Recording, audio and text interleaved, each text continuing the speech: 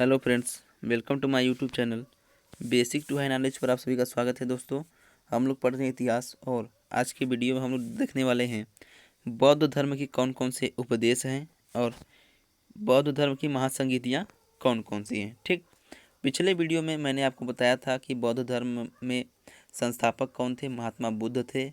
और मैंने बुद्ध के जीवन से संबंधित कुछ कहानियाँ भी आपको बताई थी और उनके जीवन के कुछ फैक्ट थे, जो जैसे कि उनके माता पिता वो किस स्कूल्स के थे और उनकी जीवन यात्रा, कुछ इस प्रकार से मैंने सभी बातें आपको बताई हुई डिटेल में बताई हैं।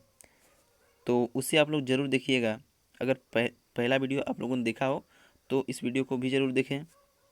तो चलिए वीडियो को स्टार्ट करते हैं और आगे बढ़ते हैं। देखिए, बौद्ध धर्म के अब उपदेश की बात हम लोग जब करते हैं, बौद्ध धर्म के उपदेश की बात करते हैं, तो इनके उपदेश में क्या क्या आता है। पहला तो आता है तीन रत्न। तीन रत्न कौन कौन से हैं, त्रिरत्न कौन कौन से हैं? तो देखिए क्या है, संघ है, बुद्ध है और क्या है, धम्म है।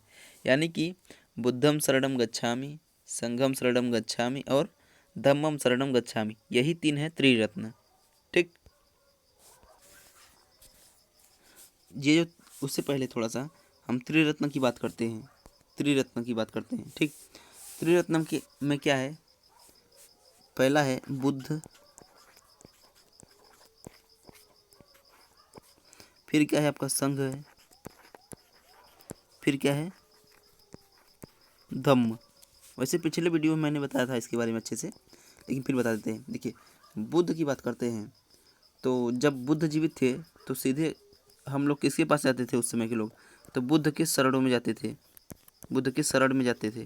ठीक, और जब बुद्ध नहीं रहे, संघ रहा, तो संघ मतलब साधुओं का समूह होता था, साधुओं का समूह होता था या बौद्ध भिक्षुओं का समूह होता था। तो इन साधुओं के बीच में रह करके भगवान बुद्ध के बातों को सुना जाता था, उनकी बातों का पालन किया जाता था। और जब किताबों, धम्म जो था ये किताबों के आधार पर था, यानी साधुओं का जब मतलब जब साधु उतने कम हो गए, ज़्यादा साधु नहीं रह पाए थे, तो बाद में क्या हुआ कि जो धर्म था बौद्ध धर्म वो किताबों के आधार पर चलने लगा। ठीक, अब फिर हम लोग नेक्स्ट बात करते हैं, चार आर्य सत्य कौन कौन से थे। चार आर्य सत्य कौन कौन से थे बौद्ध धर्म के द्वारा महात्मा बुद्ध ने जिसे दिया था। देखिए, पहला है संसार दुखों से भरा है। पहला क्या है, संसार दुखों से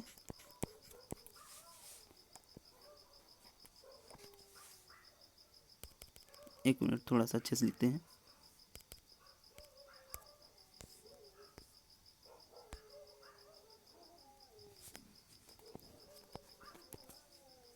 ओहो,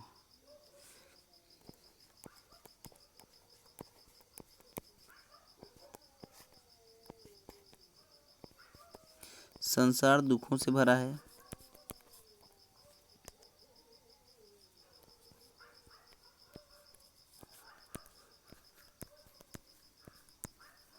भरा है। फिर दूसरा क्या है कि हर दुख का एक ठोस कारण है। दुख का एक ठोस कारण है, हर दुख का क्या है, एक ठोस कारण है।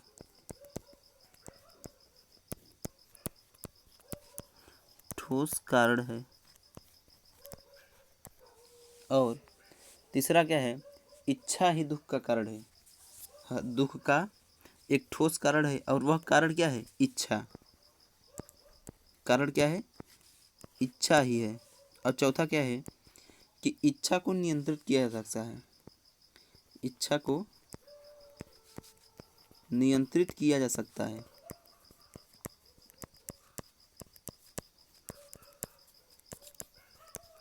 किया जा सकता है। ठीक, ये चार आर्य सत्य क्या हैं। पहला है कि संसार दुखों से भरा पड़ा है। संसार क्या है, दुखों से भरा पड़ा है। और दुख का एक ठोस कारण है।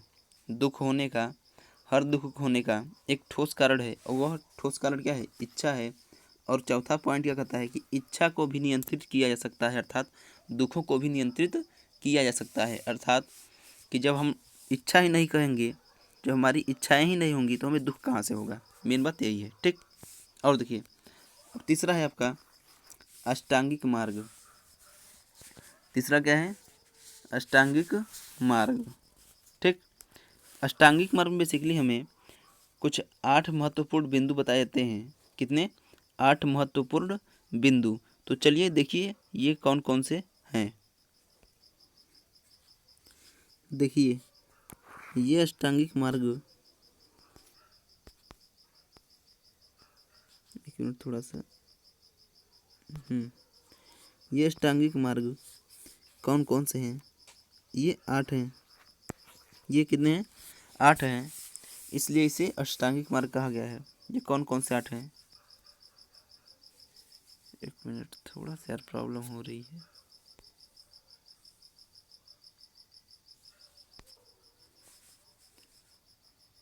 चलिए देखते हैं। ये अष्टांगिक मार्ग कितने हैं? 8 हैं। 8 कौन कौन से हैं? डिटेल में देखते हैं थोड़ा सा। तो पहला है आपका सम्यक दृष्टि। क्या है?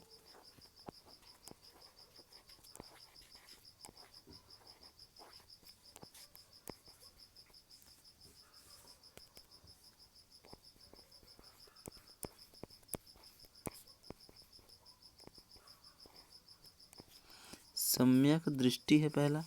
फिर दूसरा क्या है? सम्यक संकल्प।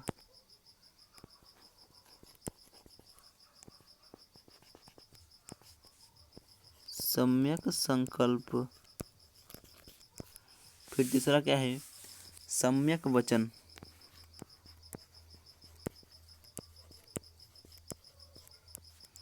फिर चौथा क्या है? सम्यक जीविका है। सभी में सम्यक लगेगा, आप जान लीजिए इतना। सम्यक जीविका। फिर पांचवा क्या है? सम्यक कर्म है। क्या है?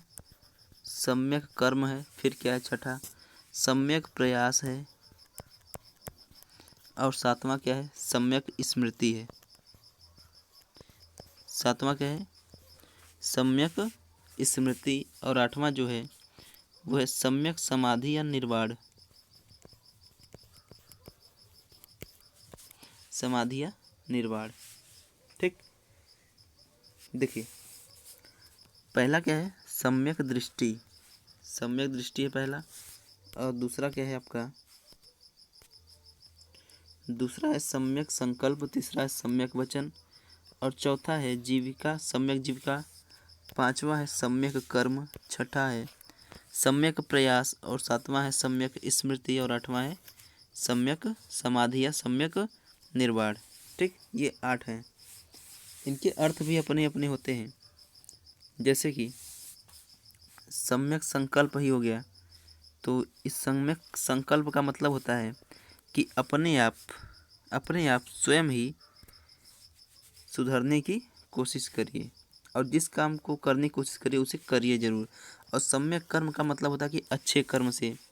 सम्यक प्रयास बेसिकली अपने आप को सुधारने के लिए होता है। और सम्यक जीविका का मतलब होता है कि आप कोई ऐसा काम न करें, आप कोई ऐसा काम न करें जो कि गलत हो।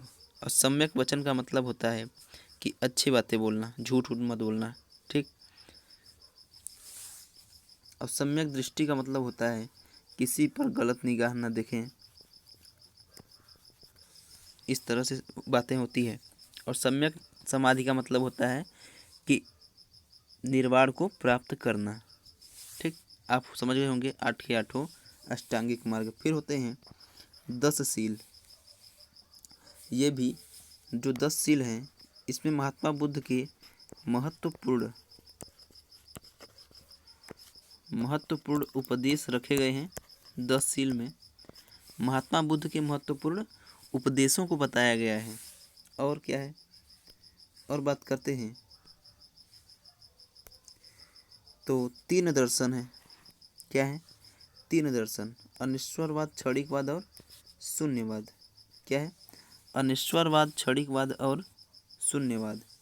तो जो अनिश्वरवाद है एक क्षणिकवाद है और एक शून्यवाद है। ये सब क्या है, विचारधाराएं हैं, बौद्ध धर्म से ही निकली हुई विचारधाराएं हैं। यानी कि शून्यवाद जो है ये अलग एक धारा है, क्षणिकवाद उसका एक अलग धारा है, अनिश्वरवाद उसका एक अलग धारा है। जिसमें से आप देखेंगे शून्यवाद जो है इसको मानने वाले, आप नागार्जुन का नाम सुने हैं ना, नागार्जुन ये शून्यवाद को ही मानते थे। नागार्जुन शून्यवाद को ही मानते थे। अब हम बढ़ेंगे महासंगीतियों की ओर। किसकी ओर हम लोग बढ़ेंगे? अब महासंगीतियों को हम बढ़ेंगे, लेकिन उससे पहले देखते हैं वीडियो चल तो रहा है ना। हाँ जी, चल रहा है वीडियो। तो चलिए देखते हैं हम लोग महासंगीतियों की ओर बढ़ते हैं।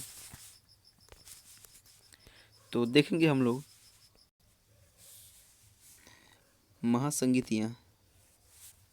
महासंगीतियाँ।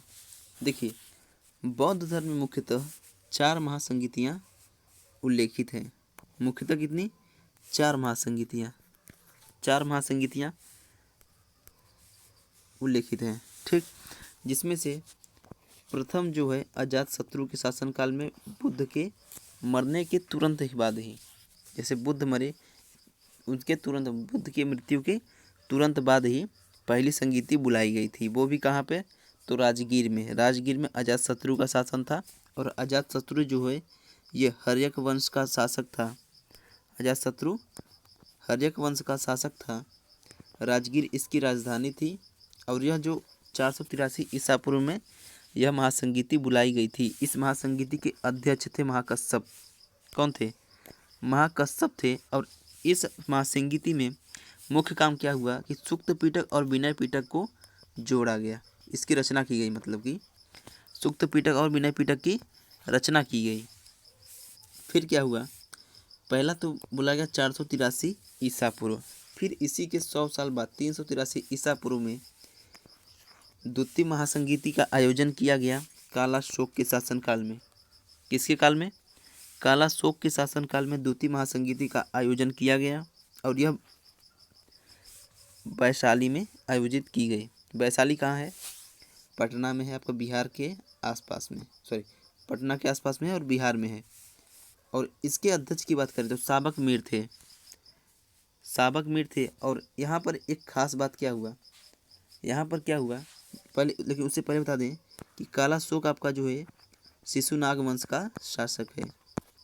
शिशुनाग वंश का शासक है कालाशोक। आप समझ गए होंगे। देखिए, यहाँ पर मुख्यतः काम क्या हुआ कि जो बौद्ध धर्म था आपका, वो 2 शाखाओं में बट गया।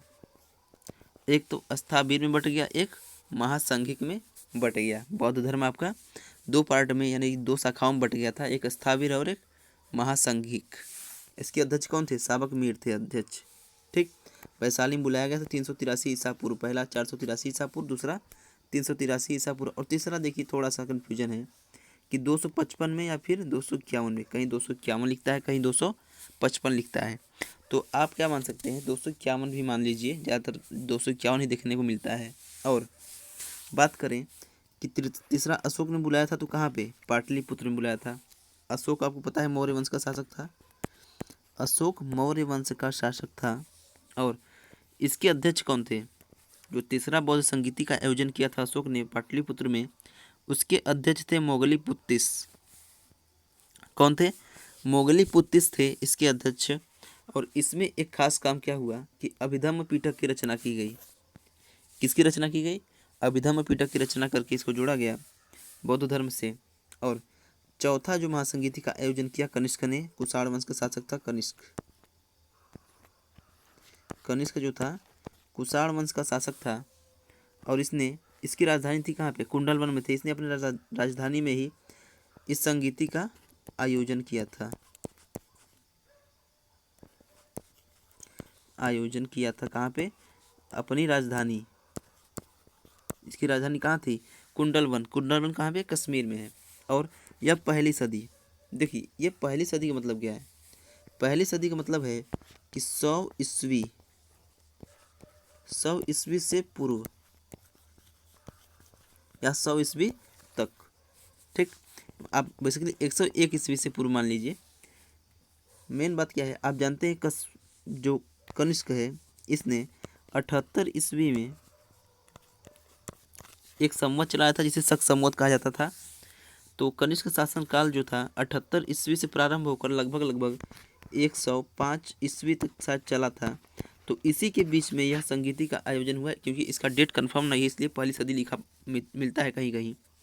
तो आप समझ जाइए पहली सदी का मतलब क्या है कि लगभग 100 ईस्वी के आसपास का एरिया है वो, उसके आगे का नहीं बल्कि उससे पहले का ही है।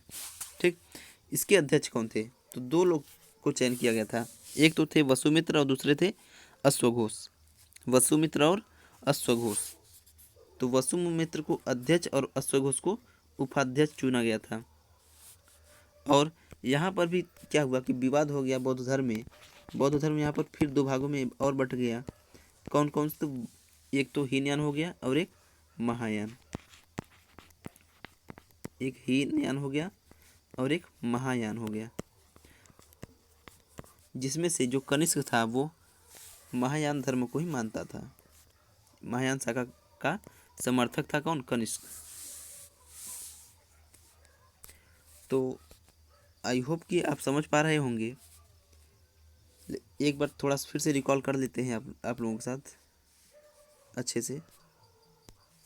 देखिए, पहला किसने था बुलाया? अजातशत्रु, कालाशोक, अशोक और कनिष्क।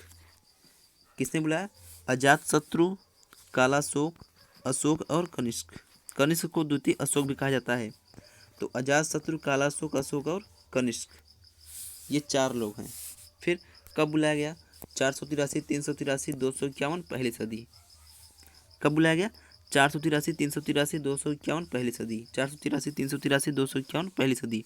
देखिए, ये तीन तो ईसा पूर्व में ही रहने वाले हैं, आपको पता है, क्योंकि अजातशत्रु, कालाशोक और अशोक ये ईसा पूर्व के ही शासक हैं। आपको अगर इतिहास पढ़ेंगे तो आप अच्छे समझ पाएंगे कि जो कनिष्क है यही ऐसा शासक है जो कि ईस्वी में इसका शासनकाल चला है। और अध्यक्ष देखिए, पहले के अध्यक्ष है महाकश्यप, दूसरे के अध्यक्ष है शावकमित्र, तीसरे अशोक के समय के हैं मोगलीपुत्तिस और चौथे में वसुमित्र हैं। और अश्वघोष को भी उप अध्यक्ष के रूप में चुना गया था। ठीक, जिसमें से महाकश्यप जो है अजातशत्रु शासनकाल के हैं, आप जानते ही हैं, पहले में है। फिर दूसरे में शावकमित्र आए थे, तीसरे में मोगलीपुत्तिस और चौथे में वसुमित्र और अश्वघोष दोनों लोग थे। तो आप समझ पाए होंगे या फिर आपको लगभग याद भी हो गया होगा बहुत कुछ इसमें से। स्थल की बात करें तो देखिए, ये मान लीजिए बिहार है, सॉरी बिहार थोड़ा सा ऐसे है, देखिए बिहार है, ये हो गया पाटलिपुत्र, पाटलिपुत्र हो गया, और ये क्या हो गया? राजगीर हो गया, राजगीर हो गया। और वैशाली जो है उस पार है, जैसे ये क्या है? गंगा नदी है ना। तो ये हो गया वैशाली हो गया, ये पाटलिपुत्र हो गया, राजगीर हो गया, और कुंडलवन जो है आपका कश्मीर में है। कुंडलवन कहाँ है? कश्मीर में है। तो इस तरह से आप देख पा रहे होंगे कि चार स्थल हैं जहाँ जहाँ पे इसका आयोजन किया गया था। पहले कहाँ? राजगीर। राजगीर का एक और नाम क्या था? राजगीर का एक और नाम क्या था? देखिए, राजगीर का एक और नाम था, आपको पता होगा, राजगृह। राजगृह इसका अर्थ होता है राजाओं का घर। ठीक, फिर दूसरा जो बुलाया गया था महासंगीत, वो वैशाली में बुलाया गया था कालाशोक के शासनकाल में। तीसरा पाटलिपुत्र में बुलाया था अशोक ने, और चौथा कुंडलवन में बुलाया था कनिष्क ने। तो इस तरह से आप समझ गए होंगे कि चार महासंगीतियाँ थी। और इसी पर हम लोग ख़त्म करते हैं बौद्ध धर्म को।